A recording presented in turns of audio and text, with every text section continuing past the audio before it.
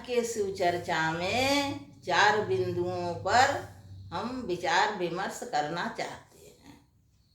देश, काल, पात्र और दान, इन 4 चीज़ों पर हम लोग विचार कर रहे हैं। आपको बताना चाहते हैं मेरे प्रिय दर्शकों, आप लोगों को प्रसन्न आए तो हमारे चैनल को, सासु बहू चैनल को, पूजा व्रत भजन को ज़्यादा से ज़्यादा संख्या में लाइक कीजिए, सब्सक्राइब कीजिए, जिसके लिए मैं और आगे कथा लेके आप लोगों को सुनाती रहूं, बढ़िया से बढ़िया कथा लेके आती रहूं। ओम नमः शिवाय, ओम नमः शिवाय, ओम नमः शिवाय, ओम नमः शिवाय, ओम नमः शिवाय, ओम नमः शिवाय। बोले भगवान शंकर जी की जय। आज का जो विषय है शिव चर्चा का, वो है देश, काल, पात्र और दान। ये 4 बिंदु हैं आज की शिव चर्चा की। देश माने स्थान कौन सा चुना जाए, किस स्थान पर शिव चर्चा की जाए, देवी देवताओं की पूजा की जाए, वो स्थान कौन सा हो। काल का मतलब ये हुआ कि समय क्या चुना जाए, किस समय, सावन, भादों, क्वार, कार्तिक, किस महीने में, किस समय में ये पूजा उपासना करने का उपयुक्त समय है। वैसे तो हर ही समय पर भगवान की पूजा की जा सकती, प्रति क्षण प्रति, लेकिन कुछ साल भर में कुछ विशिष्ट अवसर प्राप्त होते हैं, उनकी चर्चा की जानी है। पात्र का आशय भैया जी ये हुआ कि पूजा कराने वाला कैसा होना चाहिए और पूजा करने वाला कैसा होना चाहिए। और दान का आशय ये हुआ कि पूजा के दौरान और पूजा के उपरांत, पूजा के दौरान और पूजा के उपरांत हम क्या क्या चीजें दान में दें जो पुण्यदायक हों, फलदायी हों, अच्छी हों। ये 4 सी बातें हैं, 4 चीजें हैं, और इन्हीं पर चर्चा आप महर्षियों, आप विद्वानों के साथ, आप भक्तों के साथ करने की इच्छा हुई। देश के बारे में कहना चाहूँगा कि देव यज्ञ जो है वो हर प्रकार से लाभकारी है, हर प्रकार से पापों को हरने वाला कोई भी देव यज्ञ हो। लेकिन वो स्थान कहाँ हो जहाँ हम देव यज्ञ करें। लोग अपना घर ही चुनते हैं। घर भी देव स्थान है, वहाँ भी देवताओं की पूजा की जा सकती है। और घर से अच्छा गौशाला माना गया है, और गौशाला से भी अच्छा जलाशय, किसी तालाब, बावड़ी का तट माना गया है, जहाँ बेल, तुलसी इत्यादि के, पीपल के वृक्ष उगे हुए हों, जलाशय के तट पर हो, वो स्थान बहुत शुभ माना गया है। और इससे भी ज़्यादा शुभ किसी देवी देवता का देवालय हो, वो स्थान इससे भी पवित्र माना गया है। किसी मंदिर में जाकर ये व्रत, ये देव यज्ञ किया जाए। और इससे भी ज़्यादा श्रेष्ठ तीर्थ भूमि वाली नदियों का किनारा, सप्त गंगा का किनारा हो। ये सप्त गंगा कौन कौन सी हैं? ये 7 नदियां हैं, गंगा, गोदावरी 2, कावेरी और ताम्रपर्णी 3 और 4, सिंधु और सरयू 5 और 6, और नर्मदा। ये 7 नदियों का तट अति पवित्र माना गया है देव यज्ञ के लिए।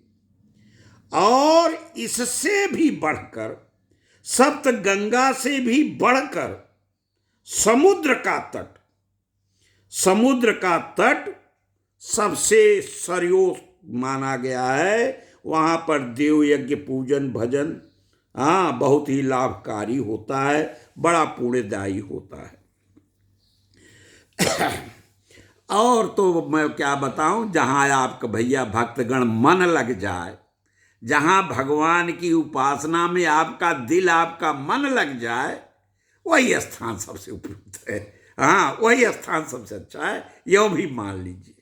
जहां आपका दिल लग जाए ईश्वर की उपासना में, ये हमारा निष्कर्ष है, ये क्या कहते हैं, हमारी सोच है। हाँ, वैदिक लोग तो यही बताते हैं किस तरह से देश माने स्थान का निश्चय किया जाना चाहिए। काल क्या है, किस काल में, काल माने समय, कौन सा समय उपयुक्त होगा, कौन सा समय फलदायी होगा।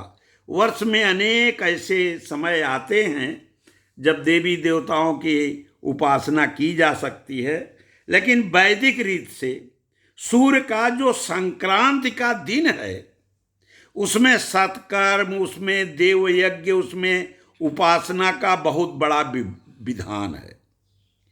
और जो विषु नामक योग है, विषुक नामक योग क्या है, ज्योतिष के अनुसार वह समय जबकि सूर्य विषुव रेखा पर पहुंचता है और दिन तथा रात दोनों बराबर होते हैं।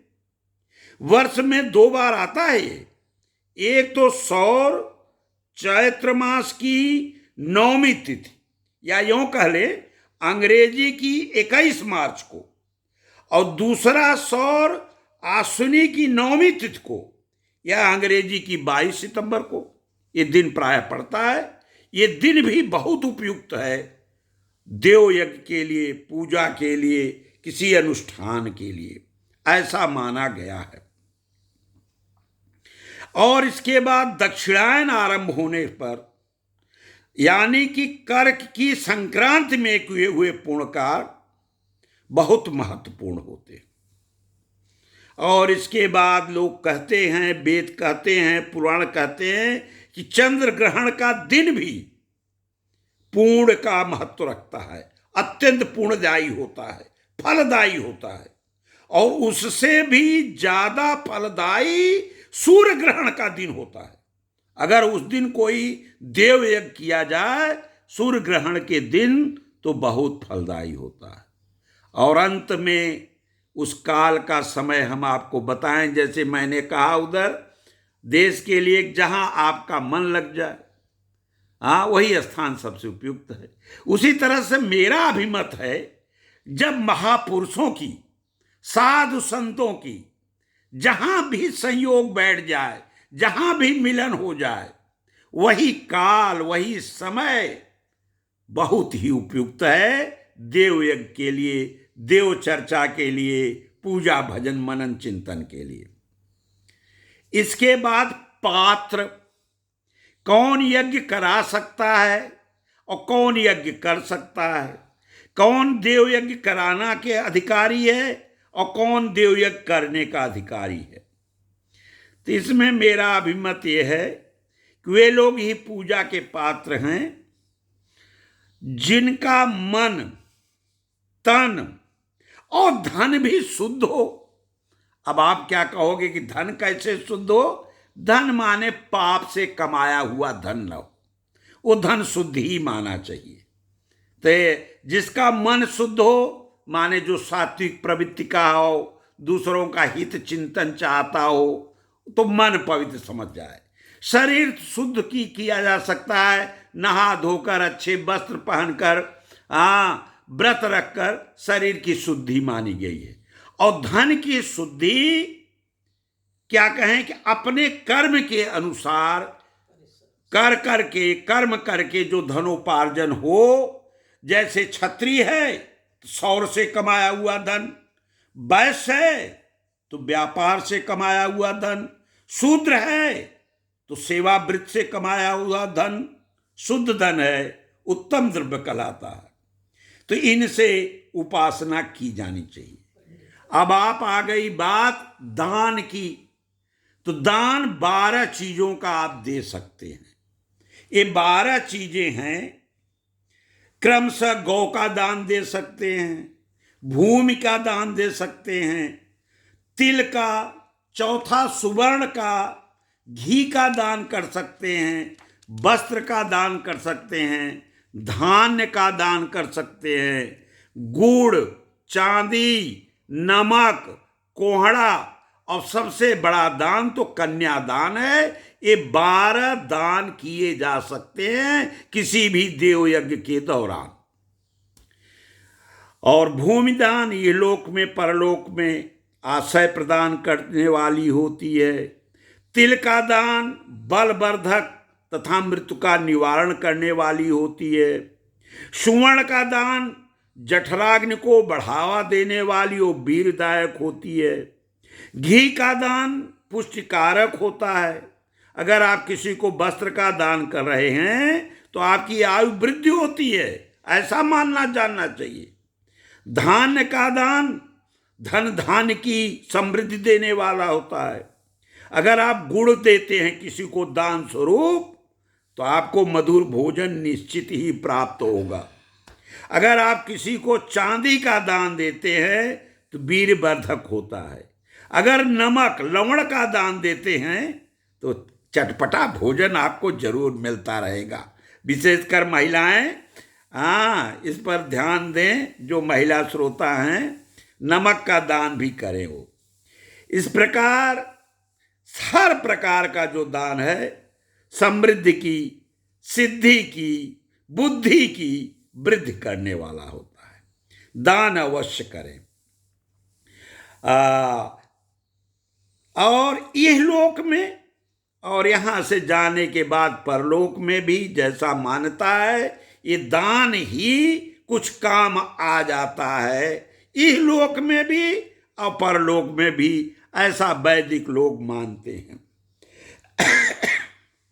इस तरह से आज की शिव चर्चा में भगवान शिव के सामने 4 चीज़ों का हमने वर्णन करने की कोशिश की। स्थान कैसा हो देव यज्ञ के लिए, देव पूजा के लिए, समय कैसा हो, पात्र देव यज्ञ करने वाले कैसे लोग हों, शुद्ध हों, और देव यज्ञ कराने वाले कैसे, उन्हें तो और शुद्ध होना चाहिए। जो गुरु आते हैं, जो ब्राह्मण देवता आते हैं, उनको अति शुद्ध होना चाहिए।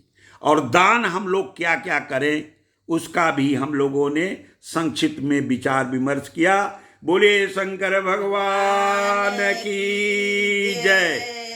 ओम नमः शिवाय, ओम नमः शिवाय, ओम नमः शिवाय, ओम नमः शिवाय, ओम नमः शिवाय।